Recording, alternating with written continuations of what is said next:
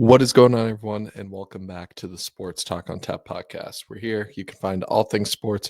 I'm a Minnesota fan, so if you see by the intro, obviously gonna, focus primarily at points on Minnesota sports, but gonna try and cover all things sports. In today's video, in honor of OTAs starting up, mandatory OTAs, you can smell football season right around the corner. As I'm sure everyone's excited for that. I'm deciding to do a rankings heading into mandatory OTAs of the top 10 teams entering the 2025 season, in my opinion. Obviously, might have a little bias, but I'm going to try and keep it as fair as possible of what I think and kind of, a little bit of a projection. But yeah, I mean, with that being said, obviously top 10 list ideal. And I'm going to start from 10 to 1, kind of work our way down to the one spot. But first, I want to give a shout out to a couple teams that didn't make the cut that I was on the fence about, and that was the Seattle Seahawks. I think they have a overall great roster, improved defense, adding Sam Darnold.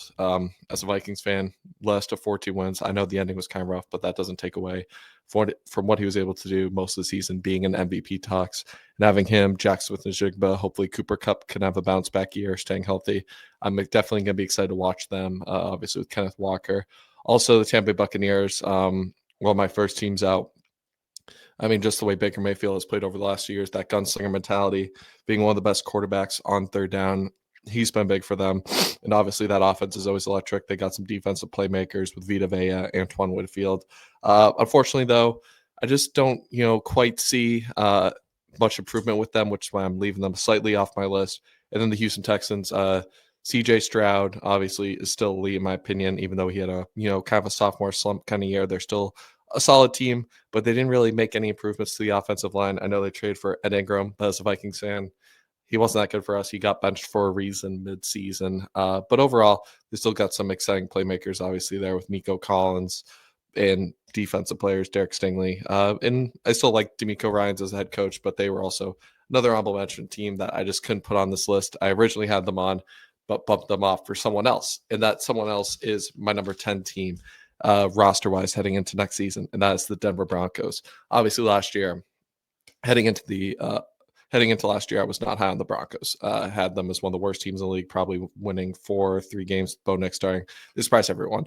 10-7, top defense in the league last year, and obviously that's because of Pat Surtain, the best cornerback in the league, without a doubt, is always going to be a staple there. And they have a lot of great other players. But the improvements they made, adding Hufanga, solid safety for the 49ers. And then, unfortunately, for Javon Greenlaw getting injured, I don't know if he'll be back this season. The reports are kind of iffy, but if he could come back at all, even for like a late postseason run, that'd be huge. But even if he doesn't, you add Hufanga, you add Evan Ingram as a tight end weapon. That'll be huge for Bo Nix, kind of a security blanket. And you obviously still have, some great receiving options with Cortland Sutton, obviously, and you have a great tackling Garrett Bowles, and just a great offensive line in general with the Denver Broncos. And, kind of a big question mark at running back, who will kind of take that lead back. Running back one option, that'll kind of, remain to be seen. But Sean Payne is going to coach this offense up. They added their first round corner, Javonte Barron, stud out of college, arguably the best cornerback, to just improve to that best defense in the league mentality. So they're still going to rely on their defense, but their offense did get a couple more weapons for Bo Nix. So it'll be interesting to see, kind of what they do. Obviously, they're going to be good.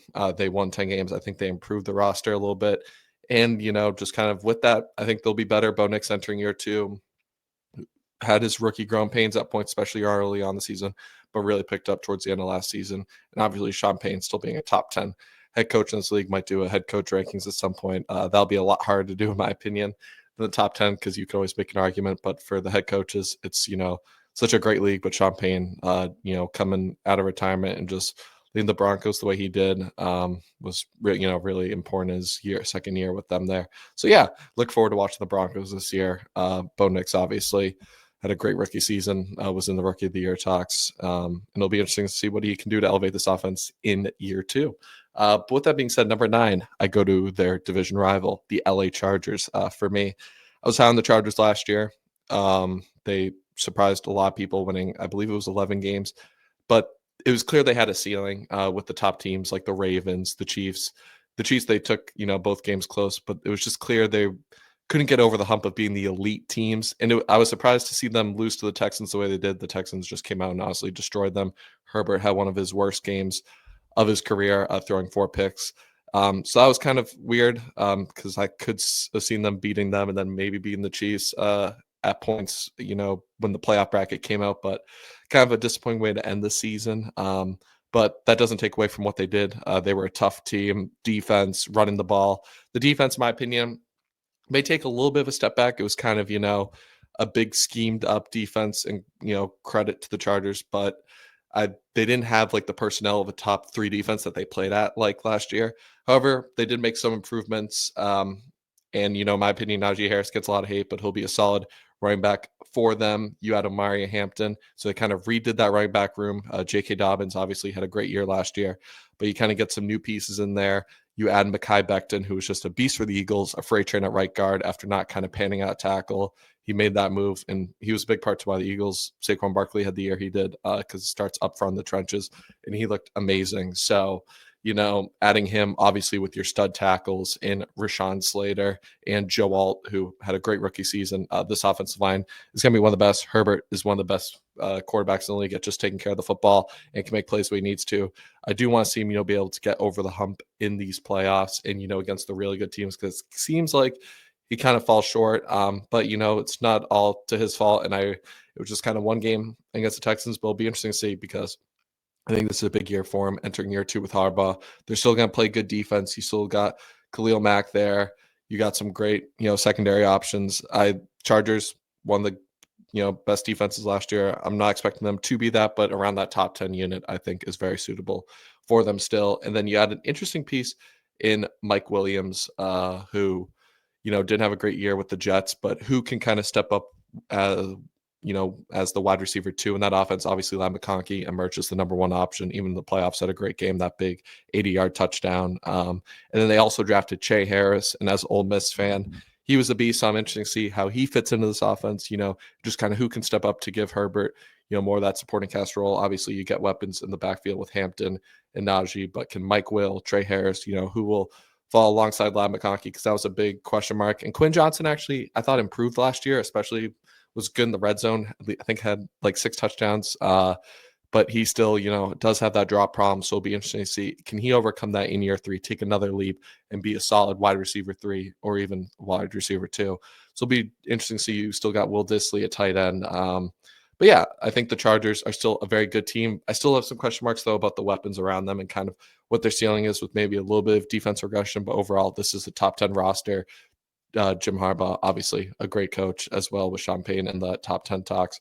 And he's just a winner. That's what he does. That's what he did when he went to the 49ers, when he went with Michigan, win the national championship, and then piecing out and then winning 11 games last year and making this team look like a potential Super Bowl contender if everything can go right.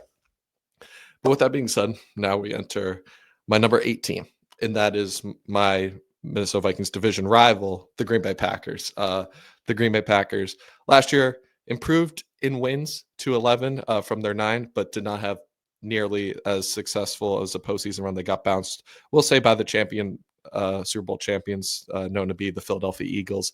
But with that being said, Jordan Love and the Packers, the story of them was with them last year was can beat the below average teams to good teams, but could not beat any of the great teams.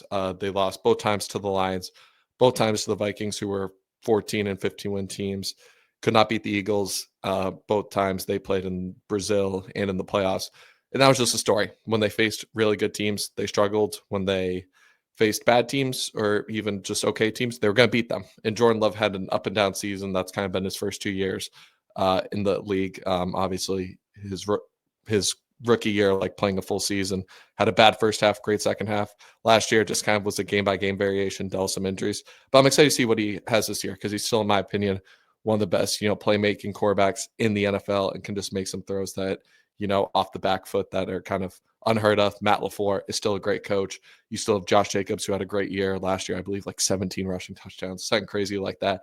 And you add a playmaker in Matthew Golden in the first round, which I think was important, because the Packers had a bunch of great, like, wide receiver 2, 3 options. Jane Reed would take, games over at some point, Romeo Dobbs. But, they just didn't have that reliable wide receiver go-to, which, was kind of unfortunate. But overall, this team is still a top 10 offense, in my opinion, with Jordan Love. They still got a good trenches with Ellen Jenkins up front on the offensive line. And then the defense overall is a bunch of playmakers, Gary. I'll be curious to see if Kenny Clark can bounce back because he's been one of the best defensive tackles, but did not have a great year last year. So can Kenny Clark kind of, take a step back because that front seven is formidable when he's going. And then obviously you have one of the best safety ball hawks, Xavier McKinney, who got like a pick in almost I think it was like the first 8 games last year. Saying he was balling, one of the best safety duos there. But the big question mark is obviously after releasing Jay Alexander yesterday, who can step up in those quarterback spots? Can it be Keyshawn Nixon? Can, be one of these young guys? I think that'll be a big question mark for them. But overall, this roster is still super talented. My biggest question mark is obviously, Matthew Golden. Can they ascend to number one offense? Because I think that was the one thing they were missing last year to beat some of these close games they were in with the Lions and Vikings was they just kind of start off slow.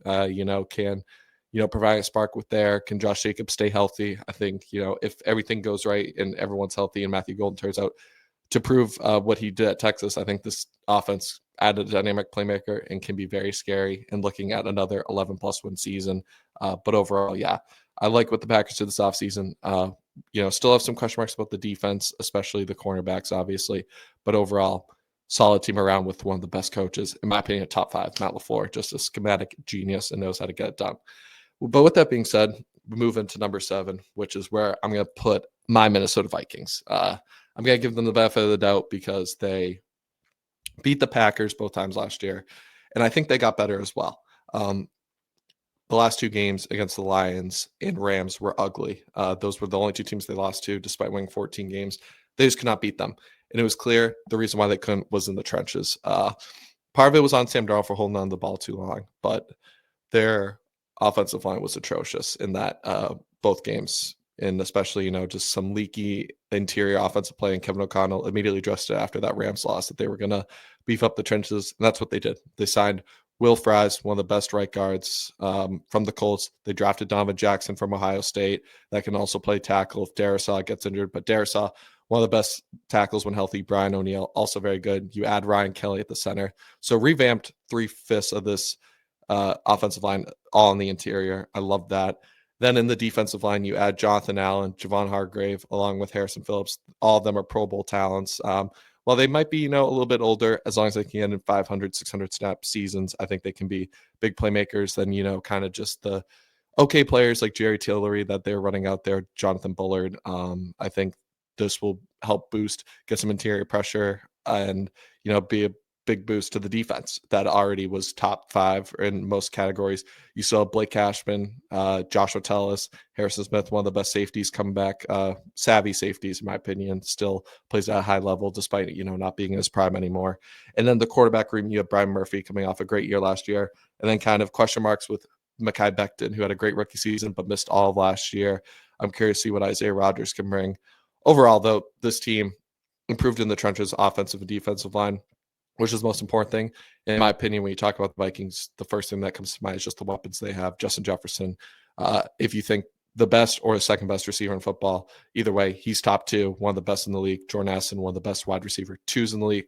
Hawkinson, you'll have back for a full year, so expect him to have close to 800 to 1,000 yards.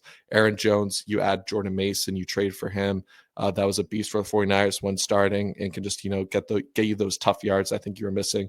And that way Aaron Jones doesn't have to carry the ball, 300 plus times again, and you can just rely on someone like Jordan Mason to take half those snaps and make it more of like a 50-50 split, which I loved.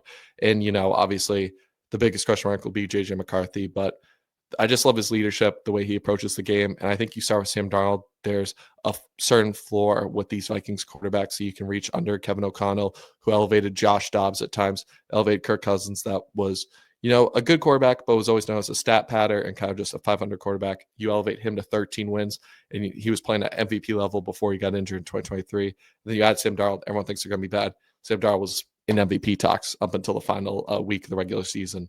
So overall, I trust McCarthy, even if he's not, put up Sam Darnold numbers, to be at least decent and, around the 16th best quarterback, middle of the pack. And as long as he can just take care of the ball, get the ball to his playmakers, and with the improved offensive line, make it easier on him in the defense, adding depth in the trenches. I'd love the Jonathan Allen, Javon Hargrave signings. I think this team is once again going to be super competitive and just one of the best teams again, because I think they're one of the best rosters. But obviously, the big question mark for everyone with the Vikings is how will JJ McCarthy do? But I think even if he plays decent, this roster is too talented to not at least not win double-digit games. But with that being said, number 6 now. So just outside the top 5, I have the Washington Commanders. I love the Washington Commanders. They obviously made that surprise run last year. I think them versus Tampa Bay was a toss-up in the wildcard round, but no one even saw them making the playoffs. But then beating Tampa, and then everyone thought, oh, it was a great story, but they're going to get destroyed by the Lions. Well, the best offensive performances you ever see. They put up 45 points, and I know some of that was defense, pick six and whatnot, but Jane Daniels looked amazing, leading them all the way to the NFC Championship game.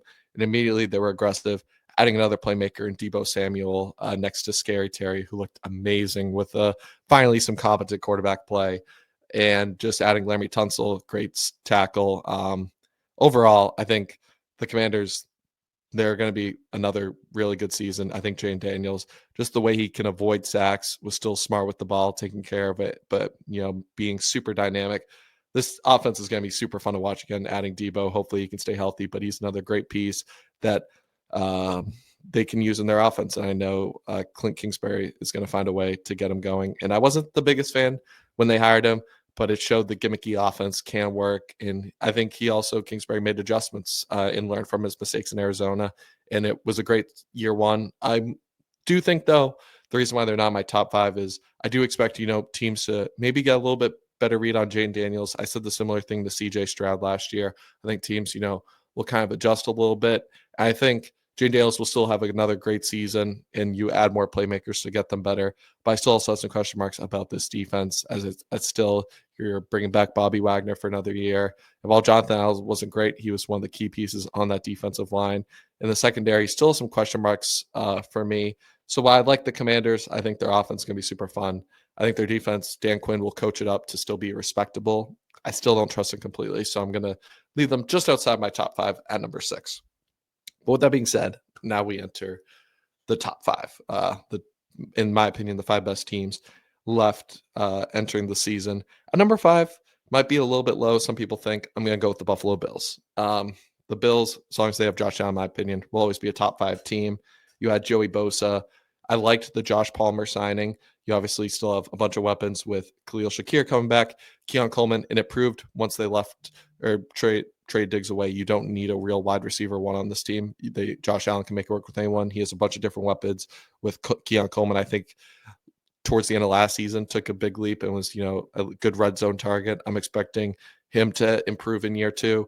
You have Dalton Kincaid at the tight end spot. This team is still very good. The defense, as long as they're healthy, you have Matt Milano, Gregory Rousseau, a bunch of different guys that can just get it done. Benford, they're super good. But they're not particularly still great on defense, in my opinion, especially if one guy like Matt Milano goes down, we can see them get exposed. I think still, though, top 5, and I like the Joey Bosa signing. But in my opinion, I think the 4 teams ahead of them are just kind of more talented in some areas. I think Josh Allen helped overcome some of that lack of talent last year, playing at the MVP level he did, winning MVP. And I'm expecting, something similar again this year, but it'll just be interesting to see. I think, the offensive line, you still have Deion Dawkins, who's a stud, and, Josh Allen's just great at avoiding sacks in general, even if the offensive line plays leaky at sometimes. And I still think they're, a top 5 team. I just like other teams' depth more, and which is why I think I put the Bills at 5. But overall, I mean, it's not another contending year for Buffalo. They'll be right up there for the potential 1 seed. Clear division winners in the AFC East, in my opinion.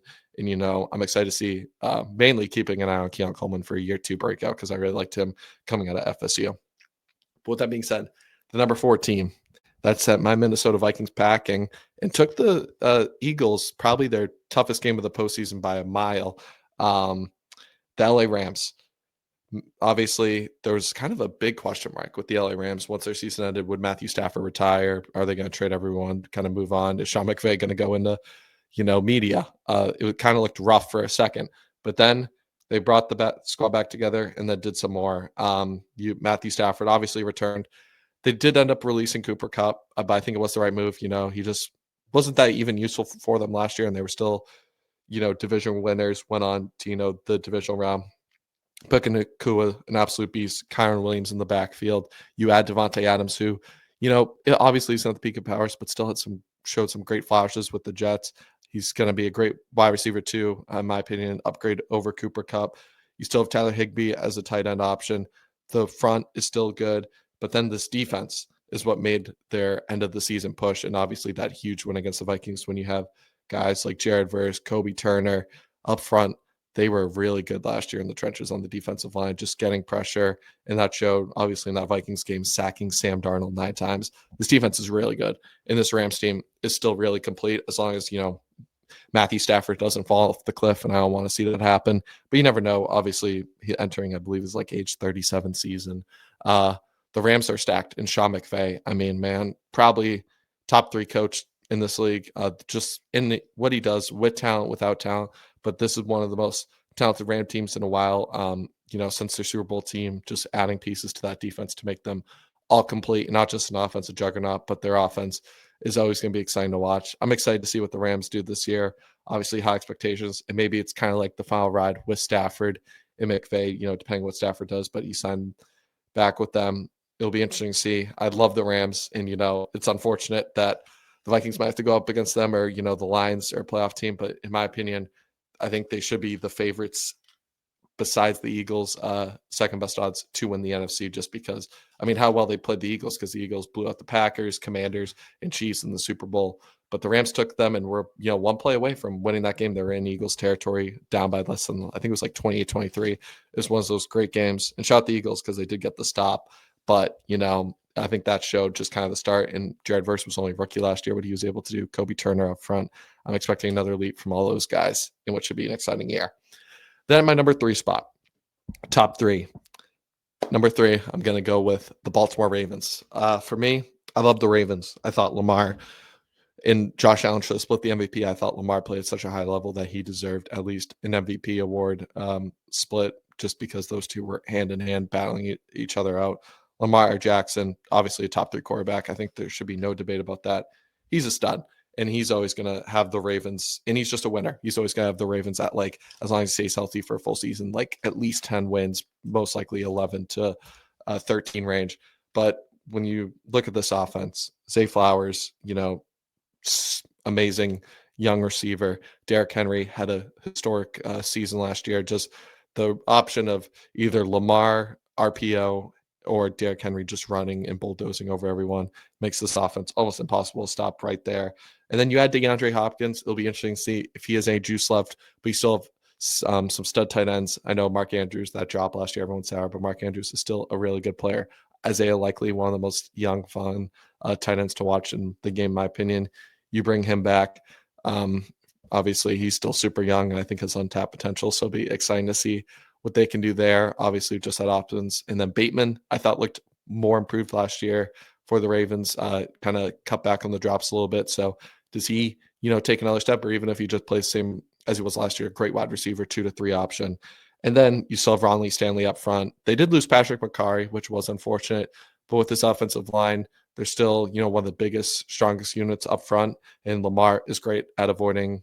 He'll take some stupid sacks, but he's great at just buying time. So it just kind of doesn't really matter with Lamar almost, because he can avoid, run around for 10 seconds and make a throw, or either scramble for, even those 5-yard gains that, take what looks like going to be a 15-yard sack into those 5-yard gains that are just unreal and, frustrating for defenses to go up against him.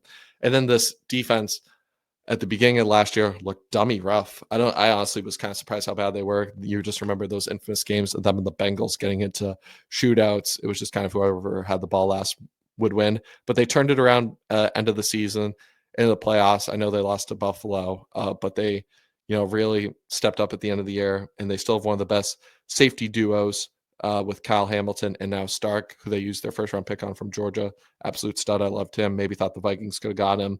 And then you still have Roquan Smith, one of the best linebackers, and Nate Wiggins, who was a beast last year for them in his rookie season at quarterback. And then up front, like I mentioned, Ronnie Stanley, Tyler Linderbaum. You have Justin Madubuike up front. I know he changed his name, but Madubuike.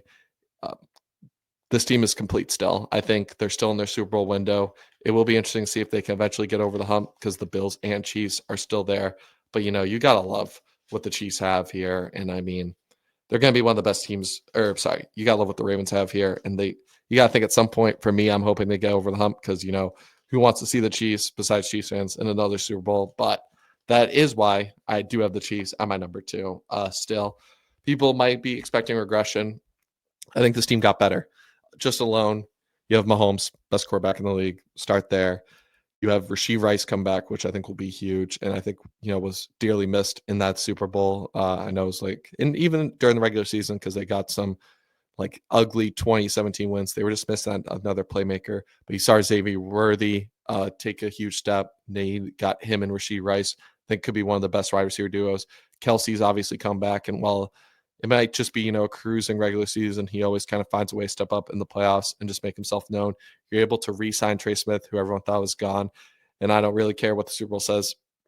He was worth that 20 plus million per year. You get him back. You still have one of the best centers at Creed Humphrey. And then obviously this defense is still studs. Chris Jones, George Karlaftis. You add Christian Fulton in the backfield. Trent McDuffie, one of the best cornerbacks in my opinion. This team is complete still, and they got a little bit better. And just alone from getting Rashee Rice back, I love this Chiefs team. I think an underrated part, Harrison Butker is always consistent for them, making big clutch field goals down the stretch, so you never have to worry about the special teams. This Chiefs team is just complete all the way around. Andy Reid, probably the best coach in the National Football League, will always find a way to get done. The Chiefs team just finds a way to get done. I know people hate the close games and the rest, but the Chiefs roster is super talented, and it's basically complete all around. Just obviously not complete as the number 1 team as we saw in the Super Bowl, but overall, I mean, this team, you still have Pacheco in the backfield. Can he, kind of didn't look the same when he came back from injury, but can he, be that hard runner that can get you those 5-yard gains? I think this Chiefs team overall is still super complete, and I'm looking forward to seeing them this year and hopefully, kind of have a little bit more dominant regular season in terms of, not winning games because they won 15 games last year. They're 15-1 with Mahomes playing. But even if they go 12-5, can they, have those games where they win some blowouts, 40-20, and kind of assert their offense and defensive presence. But with that being said, obviously the number 1, no-brainer, the reigning Super Bowl champs, the Philadelphia Eagles. I know they lost a good amount of pieces, like the Milton Williams and stuff, but overall, this team, I mean, Jalen Hurts, Saquon Barkley, A.J. Brown, Devontae Smith, Dallas Goedert, elite offensive line still with Lane Johnson. This team and Mali Lofta, this team is still stacked. I know they did obviously lose some pieces on the trenches with Mekhi Becton going, but they already have the replacements up front, as we saw with Jason Kelsey when he got replaced. The center position never even really, with Cam Jurgens, didn't really take a step back. And that it doesn't say Jason Kelsey was great, but that just speaks to how good this Eagles team is and the coaching staff to build up these players.